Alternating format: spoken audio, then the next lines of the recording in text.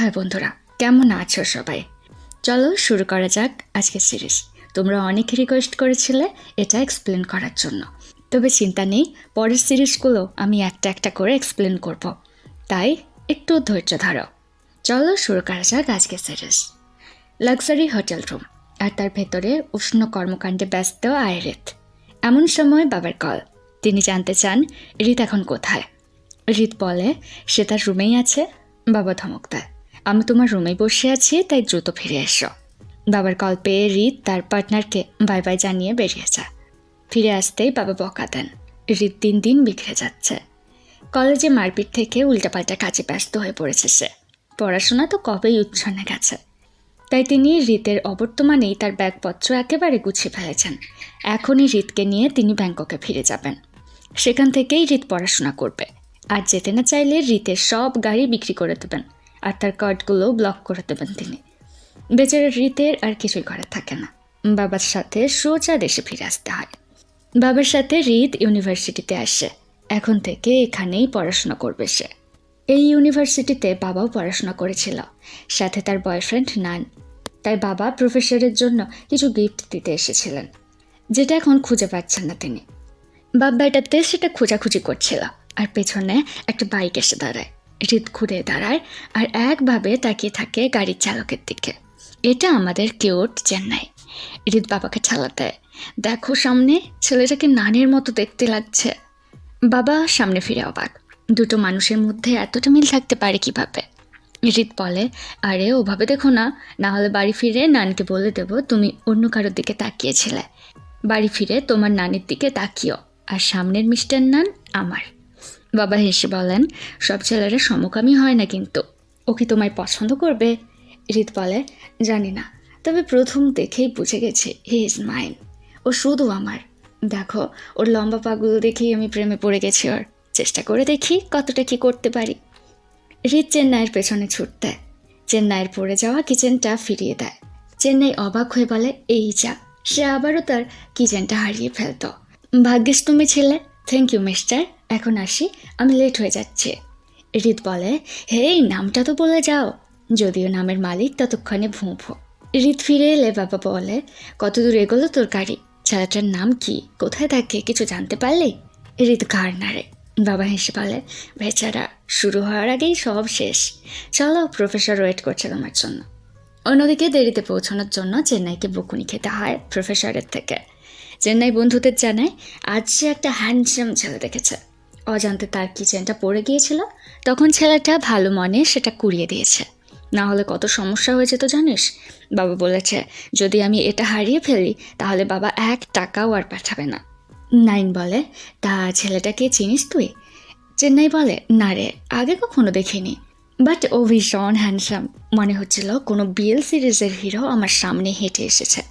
বন্ধুরা বলে, এক কাজ কর, মিস্টার হ্যান্ডসামকে পটিয়ে ফেল, সে তো কেউ কেয়ার করবে, আর তোর কিচেনটাকেও। তুই তো বারবার কিচেনটা হারিয়ে ফেলিস। নাই বলে, বাজে বকিস না, জানিস তো আমি লিউকে পছন্দ করি। বন্ধুরা বলে, বেচারা, নিজের খেয়াল রাখতে পারে না, সে আবার গার্লফ্রেন্ড বানাবে। এখন বুঝেছি আঙ্কেল কেন এই কিচেনটা সামলে রাখতে বলেছিল। আঙ্কেল ইনডাইরেক্টলি বুঝিয়েছে তুই একটা অগোছালো ছেলে, তোর ভাগ্যে কোনো গার্লফ্রেন্ড নেই। বেচারা নাই বুঝতে পারছিল না এরা তার বন্ধু নাকি সচ্চ। রিত বাড়িতে ফিরে আসে। বাগান থেকে একটা ফুল তুলে নেয় নানের জন্য। ছোটবেলায় যতবার সে দুষ্টুমি করত, নানের রাগ ভাঙাতে এই ফুল তুলে নিয়ে যেত। ব্যাস, নানের সব রাগ গলে জল হয়ে যেত। রিত নানকে জড়িয়ে ধরে। রিত নানের কাছে বাবার নামে নালিশ জানায়, কিভাবে তাকে ধরে বেঁধে থাইল্যান্ড এনেছে বাবা। নান বলে, ওটা আমার আইডিয়া ছিল, তোমার বাবার নয়। তাই এখন থেকে দুষ্টুমি নয়, ভালো ছেলের মতো নিজেকে কন্ট্রোল করতে শেখো, ওকে? রিত নানকে সকালের ঘটনাটা বলে। সে একটা হাঁসকে ভীষণ মিস করছে। মানে আজ সকালে ইউনিভার্সিটির সামনে ঠিক তোমার মতো একটা ছেলের সাথে দেখা হয়েছিল। দূর থেকে আমি আর বাবা ভেবেছিলাম যে হয়তো তুমিই দাঁড়িয়েছিল। কাছে গিয়ে দেখি না, সেটা তুমি ছিলে না। তার থেকে হাঁসের লকেট লাগানো একটা কিচেন পড়ে গিয়েছিল। লাভ এট ফার্স্ট সাইট আর কি। সেদিন থেকে তার ঘুম হারাম হয়ে গেছে। উঠতে বসতে মিস্টার হাঁসের কথা মনে পড়ছে তার। নান বলে, তাহলে যাও, ওকে মনের কথা বলে দাও। রিত বলে, যদিও আমায় পছন্দ না করে। নান বলে, কিডন্যাপ করে নাও। রিত বেশ খুশি, সত্যি বলছো, এতে কাজ হবে? নান বলে, আরে মোটেও এমন করো না, ওর সাথে ফ্লার্ট করো, পেছনে লেগে থাকো, কিন্তু জোর জার করো না। রিতের আইডিয়া আসে, সে ছেলেটার ব্যাপারে খোঁজ নেবে আর একই ফ্যাকাল্টিতে ভর্তি হবে, যাতে সময় আর সুযোগ দুটোই পাওয়া যায় ওকে পটিয়ে ফেলার। যেমন বাবা তেমন কাজ, রিতও অ্যাডমিশন নেয় ওই একই ফ্যাকাল্টিতে। ক্লাসের স্যার রিতের পরিচয় দিচ্ছিলেন। রিত কানাডাতে পড়াশোনা করেছে, কোনো এক নামী ইউনিভার্সিটিতে, তবে একটা সমস্যার জন্য থাইল্যান্ডে ফিরে এসেছে, এখানেই সে পড়াশোনা করবে। এমন সময় চেন্নাই উপস্থিত।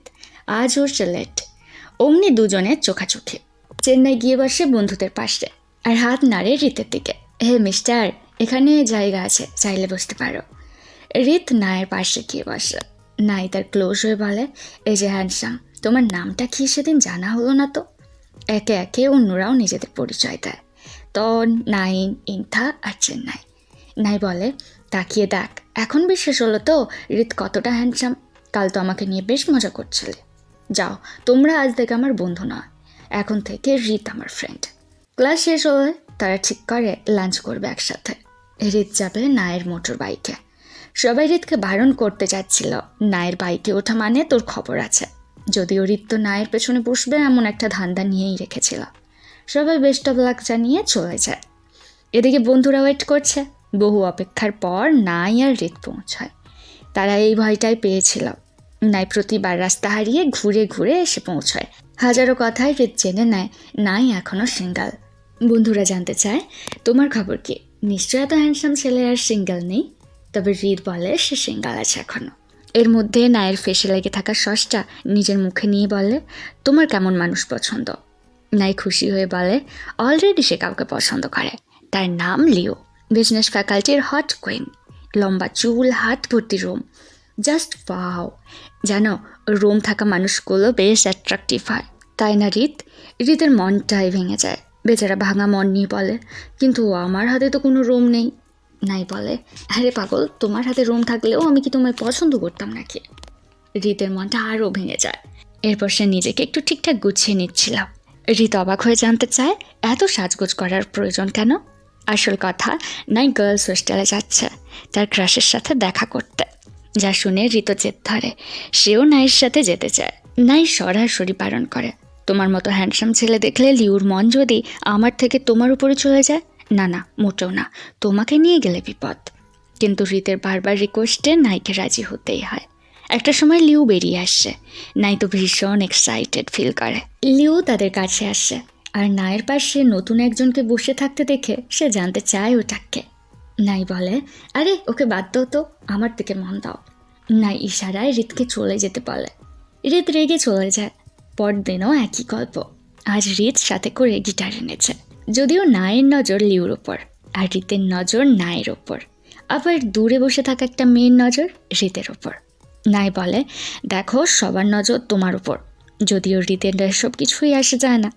পরদিন নাই বন্ধুদের সামনে কান্না করছিল, লিউর নাকি বয়ফ্রেন্ড আছে, এবার তার কি হবে? এই কথা শুনে রিতের খুশি আর ধরে না। তন বলে, আগেই বলেছিলাম দূর থেকে দেখলে কিচ্ছু হবে না, সময় থাকতে থাকতে পটিয়ে ফেল, কিন্তু আমার কথা তো শুনলি না। নাই বলে, সেদিন ঠিক করেছিলাম আজ মনের কথাটা বলেই ছাড়বো, তবে আমার সামনে লিও অন্য এক ছেলেকে বেবি বেবি বলে ডাকছিল। আমি কোনো রকমে পালিয়ে এসেছি। জানিস, আমার বুকের ভেতরটা পুড়ে যাচ্ছে। আর তোরা কিনা হাসছিস। এমন সময় চোখ যায় রিতের ওপর। রিত হাসছিল এসব শুনে। রিত বলে, আরে সিঙ্গেল লাইফ কত ভালো জানো, দেখো আমিও তো সিঙ্গল। নাই বাচ্চাদের মতো জেদ ধরে তার গার্লফ্রেন্ড লাগবে, যা শুনে নাই তার মুখ চেপে ধরে। রিত বলে, চলো তোমার কষ্ট কমাতে আজ পার্টি করা যাক, বিল না হয় আমি পে করব। অমনি নায়ের গাল ভর্তি হাসি, শুধু জল নয়, সাথে আরও কিছু লাগবে। রিত বলে, ওকে, যা ইচ্ছা খেয়েও, বিল আমার উপর। ইন্থা বলে, রিত, ওকে বাড়ি নিয়ে যাস না, মাতাল হলে ওকে সামলানো যায় না। তাই ঠিক হয় রিতের ডর্মে তারা পার্টি করবে। নাই বলে, জানো, আজ ইউনিভার্সিটিতে আসার সময় জিডা নামের এক সুন্দরী মেয়ে তোমার ব্যাপারে জিজ্ঞাসা করছিল। সে নাকি তোমায় পছন্দ করে। আমি যেন তাকে সাহায্য করি তোমাকে পটাতে, এমনকি স্ন্যাক্স দিয়ে ওরা আমাকে হাত করে নিয়েছে। এখন বলো তোমার কি মত, তুমি কি চাও ওর সাথে ডেট করতে? তবে রিত বারণ করলে নাই বলে, ও সত্যি করে বলতো, তুই কি কাউকে পছন্দ করিস? যেই আসে তাকে ফিরিয়ে দিস। আর আমাকে দেখ, পুরা কপাল আমার, একটাও গার্লফ্রেন্ড জুটছে না, সবার মুখে শুধু তোর নাম। ওদের কি চোখে পড়ে না এই যে আমি এত হ্যান্ডসাম ছেলেটা সিঙ্গেল পড়ে আছে? আমার ব্যাপার কি? হৃদ বলে তার কাউকে ভালো লাগে না, হয়তো সে অন্য কাউকে মনে মনে ভালোবেসে ফেলেছে। নাই জিজ্ঞাসা করে, তাই নাকি? কে সে, বল আমায়। বন্ধুরা হৃদের রুমে আড্ডা দিচ্ছিল। হৃদ, তার পরিবার, আগের ইউনিভার্সিটি সব কথা শোনাচ্ছিল তাদের।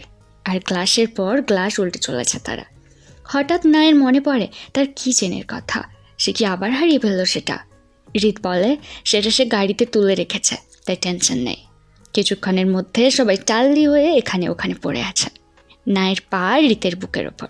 হৃদ সেটা সরিয়ে উঠে বসে আর নায়ের মাথায় হাত বুলিয়ে দেয়, আর গড় গড় করে নিজের মনে জমে থাকা সব কথা উকড়ে দেয়।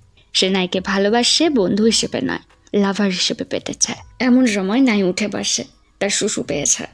নাই টয়লেটে উঠে যায়, ফিরে এসে তার নজর যায় হৃদের ওপর।